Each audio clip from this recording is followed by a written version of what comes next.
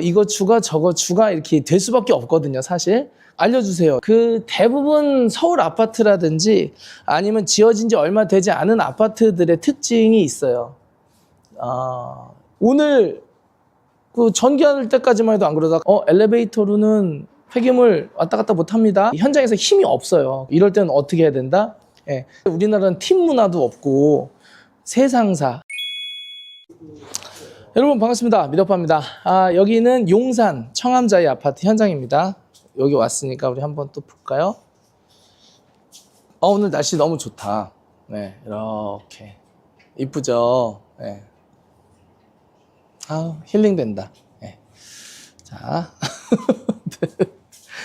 오늘 목공하는 날입니다. 그래서 전체적으로 분위기 한번 살짝 보여드리면은 이렇게 이제 평수가 넓고 거실이 크고 방이 많으면은 좀 여유 있게 이렇게 들어갈 수가 있어요. 그래서 목공 효율도 좀 좋아지고요. 그리고 이제 이런 뭐 꺾이는 부분이 좀 뭐라 해야 될까? 이게 쭉쭉 뻗어나가는 벽이 많으면 많을수록 효율은 좋아져요. 하지만 기본 평수가 있기 때문에 금액은 조금 나오겠죠. 자, 그래서 여기 컨셉은 어떤 컨셉이냐? 여기 보이시죠? 지금 쭉 지나간 거. 에어컨 설비가 땜빵입니다. 땜빵. 그래서 땜빵 위주로 좀 들어갈 거고요.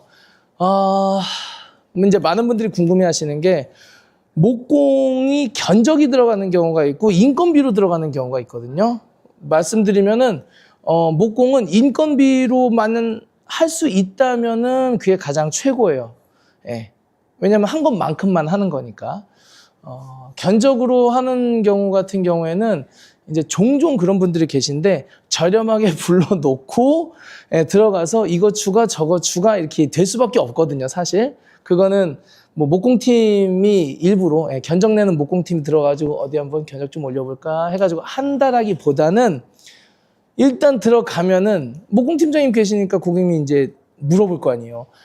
그러면은 기본적인 견적은 일단 이미 준 상태고 계약은 된 상태에서 현장에 이제 진짜 가가지고 일을 하고 이제 좀 뜯어보면 여기는 어쩔 수 없이 단위로 좀 들어가야 될 것 같은데요. 한번 보세요. 그러면 정말 정말 그렇네. 그러면서 이제 올라가는 거거든요. 금액이. 그래서 목공 기간 견적을 내고 다니시는 목수분들의 문제라기보다는 일 양을 늘릴 수밖에 없는 그 아파트의 상태라든지 그리고 대부분 고객님들이 오시면은 한마디 두마디 하시잖아요. 그럼 그게 목공비용을 툭툭툭 올려요. 그래서 이런 건 잘 선택을 하셔야 된다. 이렇게 좀 보고요.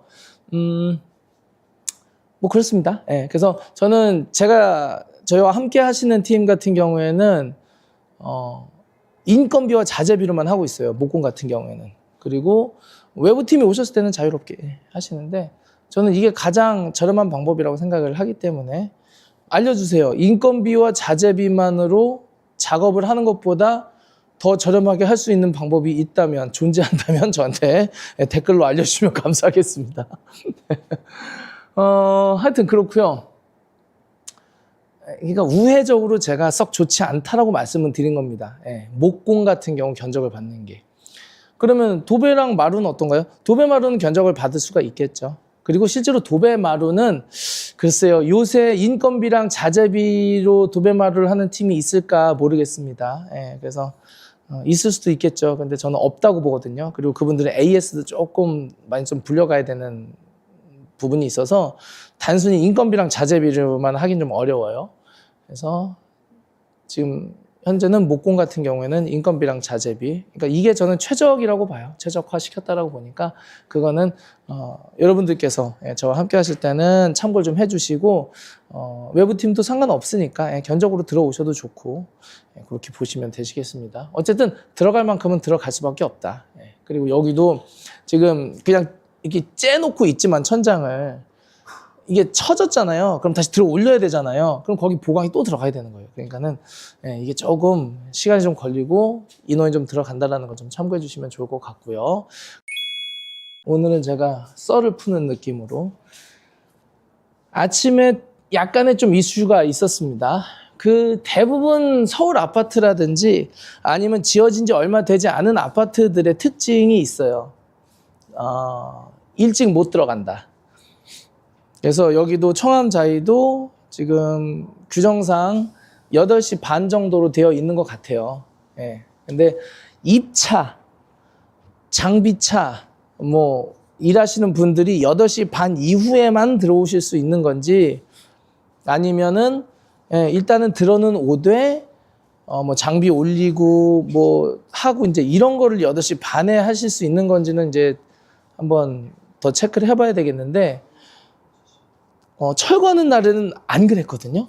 철거하는 날에는 그냥 들어왔어요. 안녕하세요 하고서 들어와가지고 미리 준비하고 있다가 9시 땡 해서 출발 시작 작업 시작 이렇게 했는데 오늘 그 전기할 때까지만 해도 안 그러다가 갑자기 목공할 때 아침에 이 앞에서 막는 거예요. 그래서 이게 관리사무소 규정인가 아니면은 그 앞에서 앞에서 차단기 올렸다 내렸다 하시는 분의 어떤 개별적인 기준인가를 좀 체크해 볼 필요는 있어가지고 그런 부분을 좀 체크를 좀 해보셔야 되지 않나라는 생각이 듭니다. 그래서 아파트 공사할 때는 네, 제가 금방 연락드려도 될까요?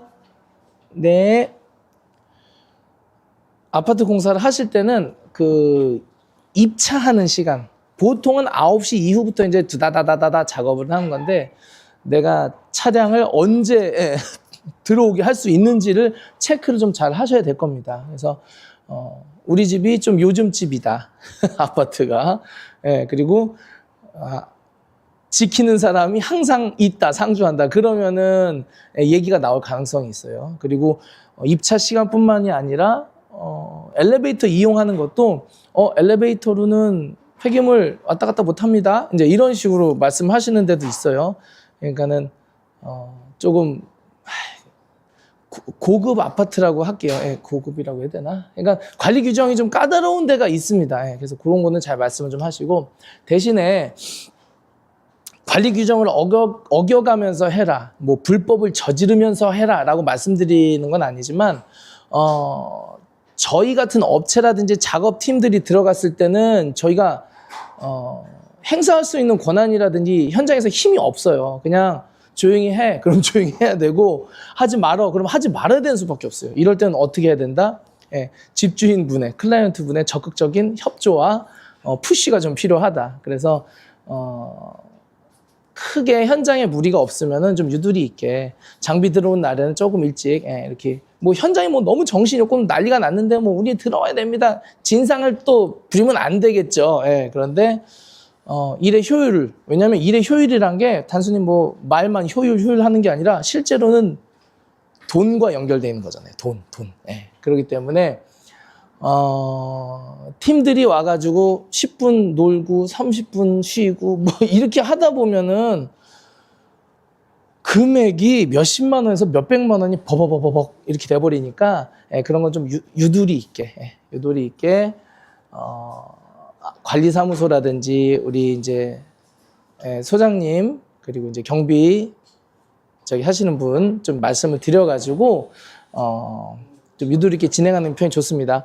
가끔은 종종 그 뭔가 좀 이렇게 바라는 분들이 계세요. 돈을 실제적으로. 그래서 그런 뉘앙스를 차라리 풍겨주면 좋아.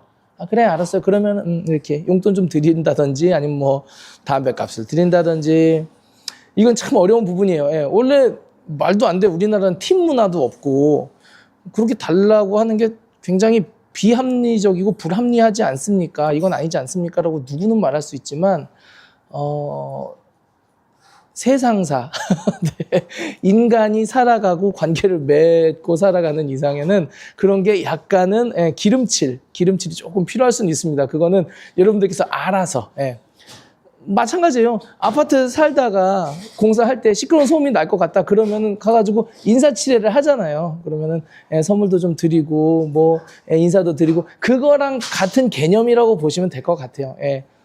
뭐 뇌물을 먹여가지고 뭐 불법을 저지르고 정치 쪽에 보면은 뇌물 같은 거 엄청나잖아요. 그런 개념 말고 그런 개념 똑같은 건가 결국에는 어쨌든 그런 거는 여러분들이 그래서 업체 쪽에서 나서서 하기에는 참 그런 분들이 애매해요. 그래서 양해를 좀 구한 다음에 서로 민폐가 되지 않는 한에서 그래서 여기도 원래는 8시 반에 들어가야 되는 건데 고객님께서 말씀 좀 하셔가지고 조용히 이렇게 들어와서 하지만 짐은 8시 반부터 옮기셔야 됩니다 해가지고 원래는 7시 조금 넘어서 도착하셨죠. 그리고 게다가 이 서울 같은 경우에는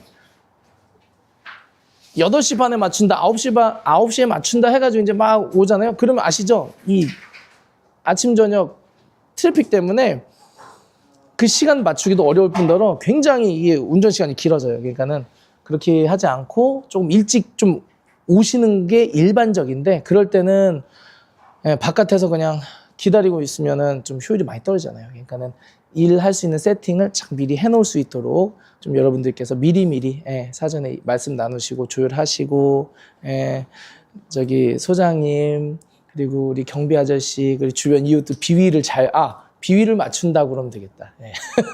돈을 줘라 뭐 이런 거는 알아서 하시고 비위를 좀 맞추셔가지고 유도리 있게 하지만 민폐를 끼치지 않는 선에서 하시면 좋을 것 같습니다. 그러면 영상 여기까지만 하고요.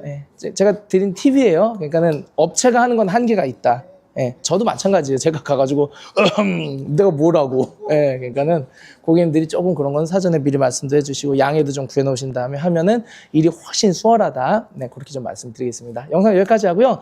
좀 변화되는 모습은 이제 땜빵하고 이제 이런 거 변화되는 모습은 다음에 또 한번 보여드리도록 하겠습니다. 감사합니다. 안녕히 계세요.